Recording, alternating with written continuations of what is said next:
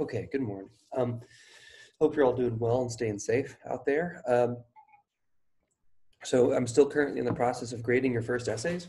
I hope to have those done by this evening and back to you so you kind of have to see where you're at in the course. With your first major assignment, your second major essay, the antibibliography, is due on Friday at midnight.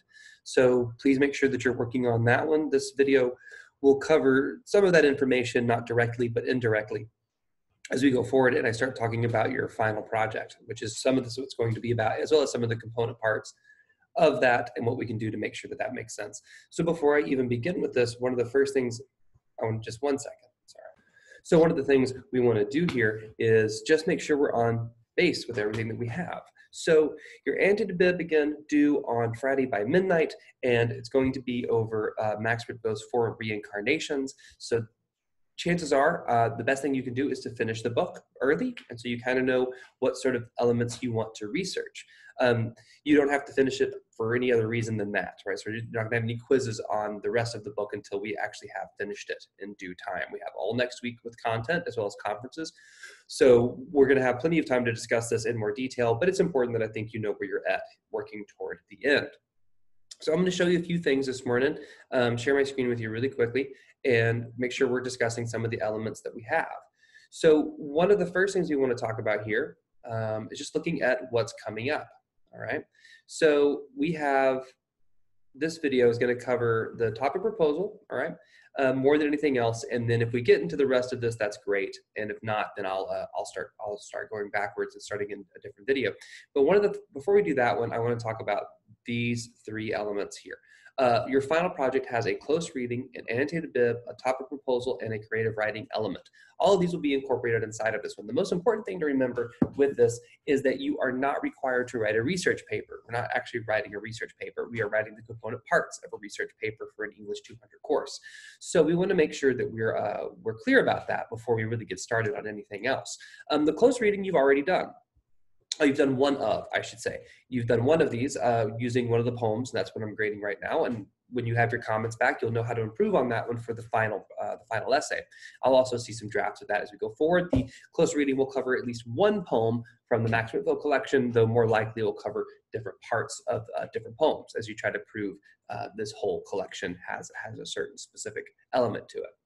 The antibibliography, which is what we've been working on this week, and you'll have some prompts for tonight to work on as well to continue moving forward in this process to make yourself a stronger writer. And then a topic proposal, which is what we're going to talk about this morning more than anything else. So I'll be using that as a way to talk about asking the bigger questions. So I'll stop sharing that one. So a topic proposal is a pretty brief thing more than anything else. Let me bring it up real quickly for you. Here we are. So the topic proposal sheet here is 2 pages long. Okay, so in terms of content, it's not very many words. I think 600, maybe 700 words in it. And really what it does is in a regular semester, what we would turn this in pretty early after spring break or whatever. After the mid part of the semester. And what it would say is a few different stuff. And you can please read this right on your own when you get a chance. But I want to show you this down here, because this is kind of the breakdown of what this is saying. This is more of an explanation of it, and this is really what I'm looking for, almost, if you would, a checklist. So that can be really helpful in future iterations as we go forward with this one. And before I go forward with it, one thing I want to say is, though we're not writing a research paper, right? That's important. This topic proposal is not due until the final project is due. So you don't have to be worrying about this necessarily. I just want it in your mind so you understand it and you can reference this as you go forward so that you know what you're looking for. So the main thing is it's 2 pages long, double spaced, pretty short. You're actually proposing what it is that you plan to do in your paper to me so that I can make comments and say, yes, I think you're on the right track, or have you considered this? This is a conversation starter with us. Notice one of the things that it does. So it introduces the critical question or approaches your paper will want to answer. So you have to think about this book as some sort of element of what am I trying to figure out about it? How am I trying to teach it? What's going to be helpful to do that?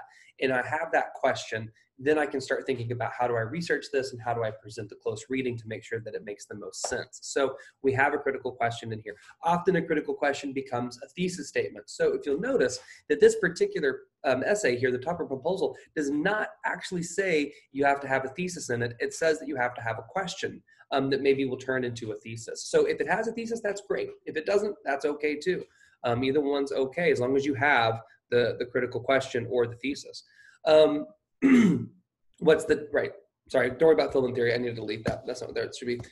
So introduce the text you will use in the paper, okay? So what are you going to be writing about? Max wrote those for reincarnations. That's always important to have.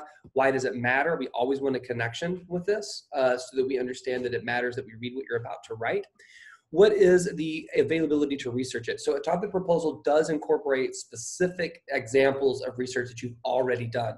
Not doesn't have all from the annotated bibliography, but it's going to have at least a few of the specific ones so that you can work within those. And I can see which direction your research is going in, but also I can see how it is that you are trying to develop your own ideas through this research.